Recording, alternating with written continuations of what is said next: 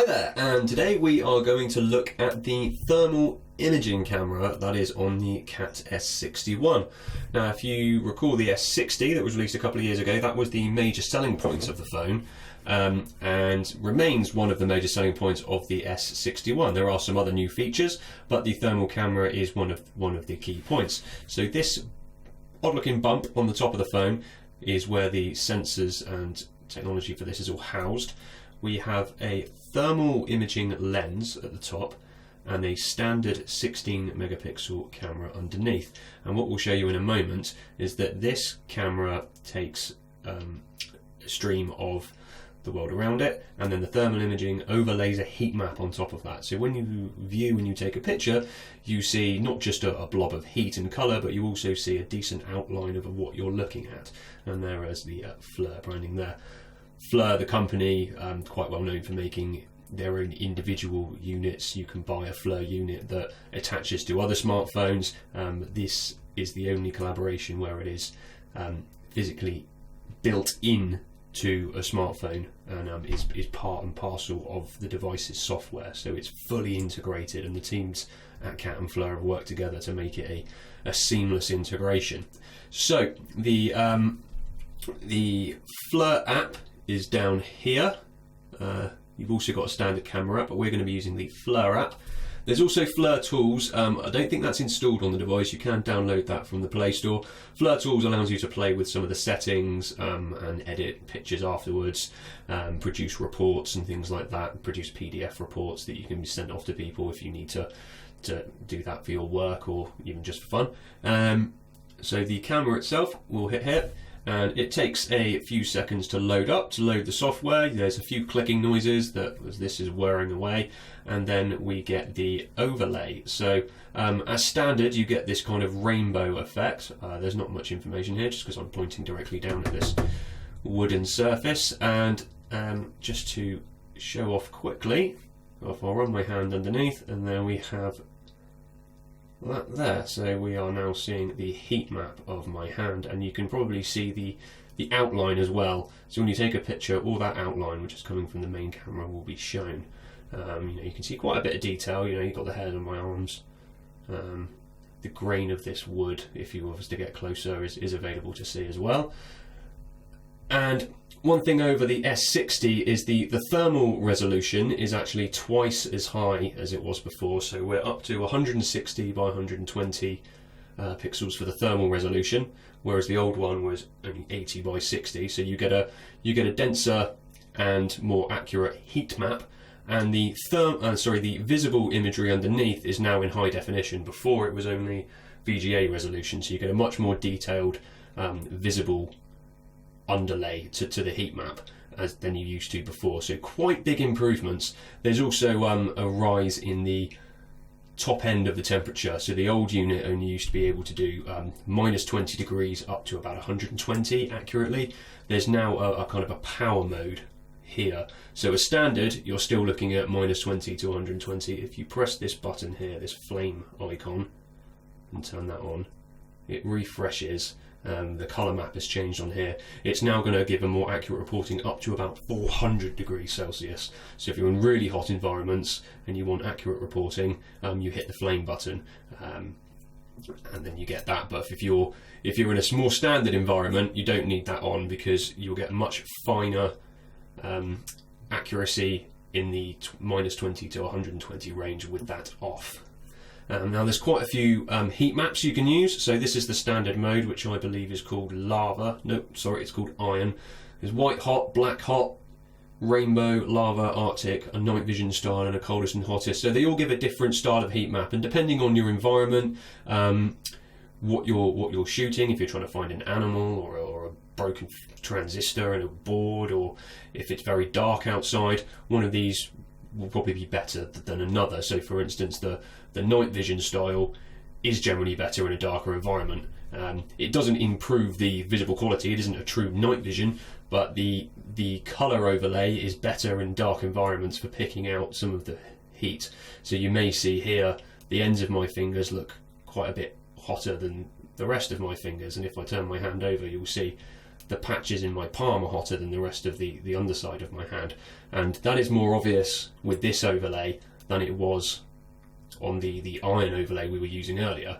And at close range and in a different environment, this overlay is clearly better. You see a similar effect if we do the hottest. You'll now see those patches on my palm coming up as red. Now I'm not getting as much gradation with this. I'm not seeing a smooth gradient from light to dark or from one colour to another colour. I'm just seeing patches of red on patches of white.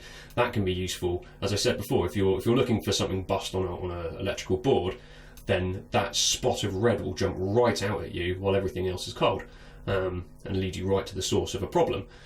So there are use cases for all of these filters, all of these layers that you can use. So as standard, you've got the iron. There's a few other things you can play with at the top. So if we press this button here, you can switch between the standard view. There we go, the standard view, if you need that for any reason, and then switch back to the heat view. And there's a little correlation here. If you're getting close to the sensors, where these sensors are close together, the best distance is probably over a meter to get the two lined up. As you get closer to them, you're going to see the heat map of my fingers off, but that's because I'm quite close, and with the distance these take to travel from here to there, they can't quite line them up. So if you're doing a macro shot, you can manually realign within that distance. So bring that closer, and then I can do that slider, and they will line up a lot better than they were. But if you're over a meter away from the subjects, then it tends to line up pretty nicely. There are some other manual alignment tools as well. There's a spot marker here, so you can tap this spot, and then on the screen it will tell you exactly what temperature that is in front of you in that spot. So there we go. The surface of my hand is about 34.1 degrees in this area, and you can drag that around. You can put 2 or 3 of these on your image, roll them around, and they will appear when you take a picture. Those will appear on the picture as overlays, which is quite useful. You can create a scene. I'll dismiss that. So you can create a square on there, which gives you stuff. On here we press this middle one. Now we get a mapping of the coldest to the lightest in the scene. So I'm just pointing down at the table, and it's telling me the lightest is 21 and the highest is 23.67ish. As soon as I put this here, that will refresh, and it will tell me, right, the coldest is still 21 in the back, and the highest is 34.5, which is me in the middle, or up to 35 now. So you can keep that on there as well. Useful if you want to send the images off as reports or something. You've got kind of all the useful information to hand on that picture. The spot, the range of temperatures, the spot temperatures at certain points.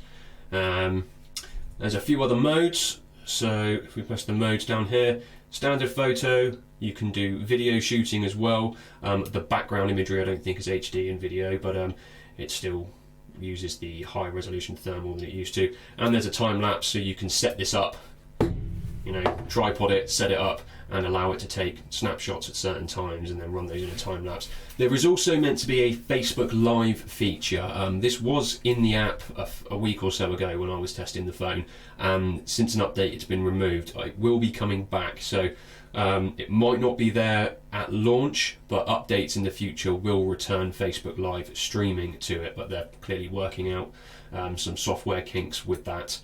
The idea is that you will be able to connect a Facebook account to the FLIR app along with a FLIR account, and then you will be able to live stream to your Facebook feed, and then other people can watch you directly, and you'll be able to stream that over mobile data or Wi-Fi. So quite useful if you want other people to see what's happening in real time with your environment. And then settings wise, there's quite a few settings. Where are we? You can use the torch. I forgot about that. There we go. That's brightened up the background, so you can use the torch to brighten up dark environments. You can set a timer for your shots if you want to. And then within the settings, there's a handful of settings. Temperature units, you can change from Celsius to Fahrenheit. A lot of the Americans will use Fahrenheit regularly. Save location, so that's your geotagging. You can turn that on or off. Automatically calibrate images.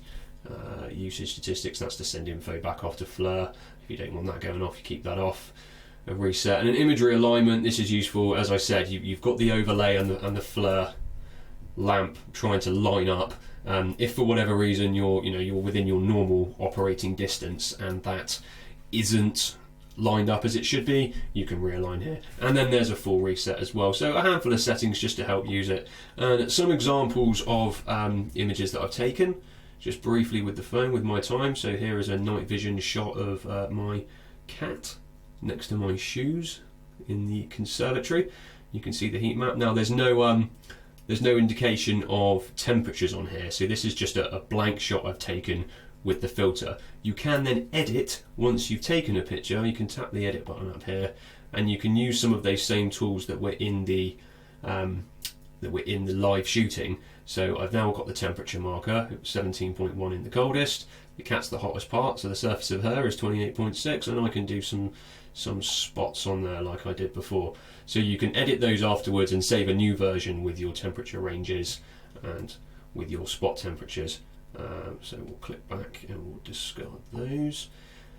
And then if I scroll across, we've got the same filter, but now we've got some much hotter areas. So there's the kitchen. So the surface of the kettle, 72.2 degrees. The surface of that hob, which was only turned off moments before, 79.5 degrees. And you can see everything around it much darker, because we're using a gradient filter. The hottest have come out white hot. Everything else around has gone almost completely black. So there will be a temperature gradient between these objects in the background, all these, this cup, this knife, all of these things over here. There will be a temperature gradient, but this particular filter isn't showing that. If I was to use a different filter, maybe one of the more rainbow style filters, we'd see a very gradual gradient across these areas, which isn't present on this particular filter. So as you can already see, there are different use cases. So here's one of those filters here, and we can see over 133 for the surface of this hob, which is turned on now. And this is a point where you can see we've got the little greater than number. I'm reaching the limits of accurate reporting. So that's a situation where if I wanted to more accurately get that temperature, I would have used the flame icon I spoke about earlier. We're exceeding the kind of 120 degrees, which is the standard operating limit for the FLIR camera without going into the over mode. And you can see a much clearer gradient of heat around the outside of the image as well, using this particular filter. And there's a TV. Surface of the TV is 26.1 degrees apparently, and you can see a few spots now. This is where you might not realise that certain things are hot. I didn't realise, for instance, that my Nintendo Switch, which is right in there, I'm not using that device, but it is plugged in, and the Nintendo Switch is fully charged. However, there's still heat emanating from it, so there's still power, there's still current being run through there. That's using electricity, even though it is, in my mind, turned off. Unlike the PlayStation 4 to the left of that, which is plugged in on standby, which doesn't seem to be emanating any heat at all. So that's an interesting note. The Nintendo Switch is burning through some power, while apparently on standby, and enough to emanate, heat. And there's the BT box on the left, which is showing that's on, and that is actively on because that's showing what's on the TV, so it's no surprise that's kicking out some heat. And my router down there, that's kicking out some heat, and that's my foot. So that is an example of how you can use the FLIR thermal imaging camera on the Cat S61. Lots of use cases out there. We've sold these to farmers, we've sold these to electricians, we've sold these to all types of people. Not everyone will want thermal imagery, and considering the price of the S61 compared to the older S60, if you don't need the thermal imaging, potentially this device might not be for you. As a rugged smartphone, it is still a very good rugged smartphone, probably the best consumer rugged smartphone on the market. But a lot of that comes to the thermal imaging, and you are paying quite a bit to have that technology built in. If you don't need it, then I would recommend looking at some of the Cat phones lower down the range. They're still excellent rugged smartphones, they just don't have all these extra features, all these extra technologies, especially the thermal camera. But if you've got a use case for that, if you could find a use for that within your work, within your personal life, or even just as a cool toy and a gadget to show off to your friends, then it's very powerful and it does exactly what it says on the tin. Thanks for watching.